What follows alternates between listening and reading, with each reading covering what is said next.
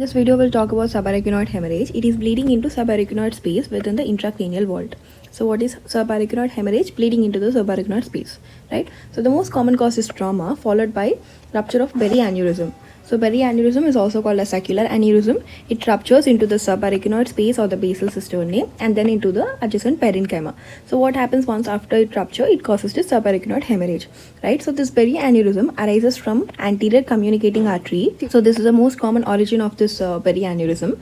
Following that, you'll have this posterior communicating artery and the middle cerebral artery. So in this circle of Willis, you can see this anterior communicating artery. It is the first most common site where the perianeurysm arises, and this is a posterior communicating artery, and this is a middle cerebral artery. This perianeurysm has a dome and a neck, right? So this dome is more prone to rupture because it doesn't have any muscle, it has only connective tissue.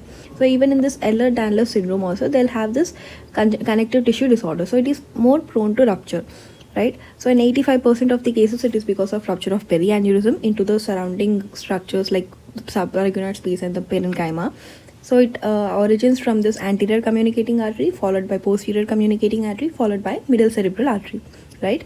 So it is seen in the familial history like primary degree relatives and polycystic kidney disease and also connective tissue disorders, right? So what happens in this perianeurysm? So it has a neck and a dome. This dome is more prone for rupture because it has no muscle, only connective tissue. So just write about this 85% of the cases perianeurysm, and the 10% of cases, which is also called as not aneurysmal hemorrhage, it is because of perimesenchymal hemorrhage. And 5% of cases, they can have AV malformations. So these are the causes of subarachnoid hemorrhage. One is trauma, it is the most common cause. Following that, you'll have the most common rupture, perianeurysm rupture. 85% of the cases, you'll be having perianeurysm rupture. And followed by non-aneurysmal causes like perimesenchymal hemorrhage, and 5% AV malformations. Now coming to the pathophysiology, all these causes and the risk factors lead to rupture, so which will be bleeding into the subarachnoid space. So what happens once it bleeds into the subarachnoid space? It will obstruct this CSF flow. So it will lead to hydrocephalus. So CSF accumulates in the subarachnoid space leading to the hydrocephalus, which will increase the intracranial pressure. Along with that, it also causes this vasoconstriction of blood vessels, microthrombus formation, endothelial apoptosis, cerebral eddy, decreased blood flow to the cerebrum. So what happens when there is decreased blood flow? It will lead to cerebral ischemia, right? So this intracranial pressure will cause all this vasoconstriction, microthrombosis, early brain damage, early brain injury, decreases the cerebral blood flow, leading to the transient global cerebral ischemia, right? So clinical features, you'll just have to write about headache associated with vomiting, and also nerve involvement like third nerve and sixth nerve are getting involved, and you'll also see this Babinski sign positive. So these are the different things you have to mention. So how will be the headache? It is also known as thunderclap headache in the subarachnoid hemorrhage. You have to remember this. The headache is thunderclap headache. Why? It is a sudden worse headache. Patient will be having excruciating pain. It's like never before new type of headache associated with vomiting, right? So headache may be lasting for hours to days. Headache plus neck stiffness and no fever is a subarachnoid hemorrhage. If there is fever, it can be meningitis or pyogenic meningitis, all these things, right?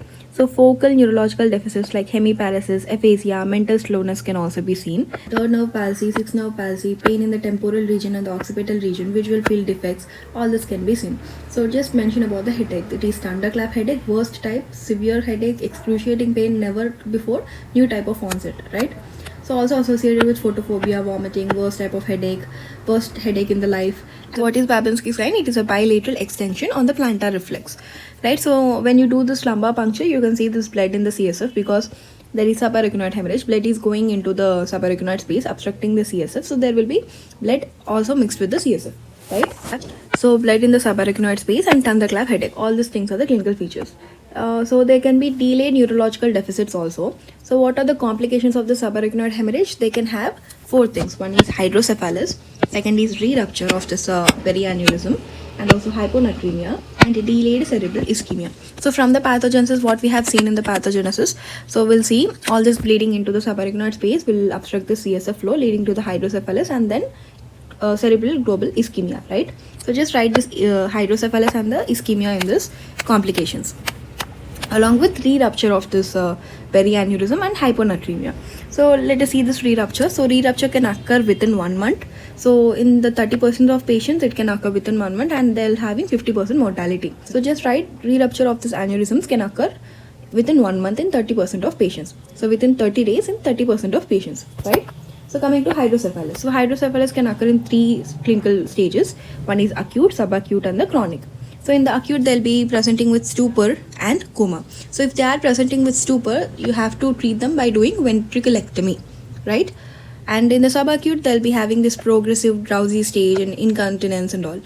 So in the chronic, they'll be having gait disturbances, dementia, and urinary incontinence.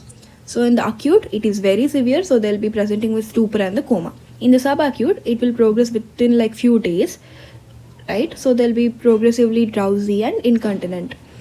In the chronic, they'll be affecting this gait disturbances, dementia, they'll forget things, mental slowness and all, urinary incontinence. So these are the hydrocephalus. And delayed cerebral ischemia because of vasoconstriction, vasospasm, ischemia, infraction with cerebral edema. So all this vasoconstriction can lead to ischemia and then infraction with the cerebral edema. So hyponatremia, so natriuresis and volume depletion can also be seen. So these are the different complications. On examination, on fundoscopy, what can you see? You can see subhyaloid hemorrhage, right? So subhyaloid hemorrhage can be seen on fundoscopy. And focal hemispherical signs like aphasia, hemiparesis can also be seen. Coming to the lab findings, so you'll do the CT scan, which can be non-contrast CT scan, less than 72 hours. So if there is no diagnosis confirmed by the CT scan, you can go and do this lumbar puncture, but it can be done only if there are no contraindications for lumbar puncture. So if there is obstructive hydrocephalus or if there is any mass or lesion, you should not do lumbar puncture. If there is no mass or lesion and no obstructive hydrocephalus, then only go and do this lumbar puncture. So in the lumbar puncture, you can see this blood in the CSF. So heme is getting converted into this bilirubin by the enzyme oxygenase. It will give this yellowish color to the CSF. It is called as xanthochromia. So this yellowish color to the CSF is because of the bilirubin, right? X-ray angiography or CT angiography to see what is happening with the vessels. So is there any aneurysm or any infraction within the vessels or malformation, any fistulas? So all this you have to do angiography. And ECG can be done where there is increase in QRS and QT. ST and T wave changes can also be seen. And 2D echo can be done where you can see this involvement of sympathetic nerve abnormality. This is the lab finding. So you have to do CT scan, lumbar puncture, angiography, ECG and echo, 2D echo. Now coming to the management of subarachnoid hemorrhage, the first main thing is a bed rest for 4 weeks and then supportive therapy. So bed rest for 4 weeks. Following that, you'll just control this hypertension. Like you can give them labetalol, esmolol. Avoid the sodium nitroprusside, which can increase intracranial pressure, right? And then avoid this hypertension, hyperglycemia, hypothermia, and hypovolemia, hyponatremia, and hypotension. All this you'll avoid. Then you'll give them prophylactic anticonvulsants and prophylactic DVD. So if they'll have any DVD, you can give them antifibrotics agents. Nimodipine can be given IV, 60 mg for 15 days, oral 360 mg for next 7 days. And if there is any indication for surgery in the subarachnoid hemorrhage, so till surgery, to prevent the rupture of these aneurysms, you can give antifibrinolytic agents. Surgical clipping and surgical coiling of this aneurysm. So platinum coils can be used. Endovascular aneurysms. If stupor is present, you can do emergency ventriculostomy. And if there is any AV malformations, right? So in there is AV malformations, you can see fistulas and all. You can occlude the fistulas by injecting some material. So injection of material to occlude the fistulas. And also you can surgically remove the malformations or ligation of blood vessels. So you can do all this. For the complications, so what are the complications? First is hyponatremia. There can be hydrocephalus, delayed cerebral ischemia, all this, right? So in case of obstructive hydrocephalus, you can do this shunt. In case of delayed cerebral ischemia, so this ischemia is because of vasospasm and vasoconstrictors, right? You can give them vasodilators as a treatment. And hyponatremia, you can give fluid resuscitation.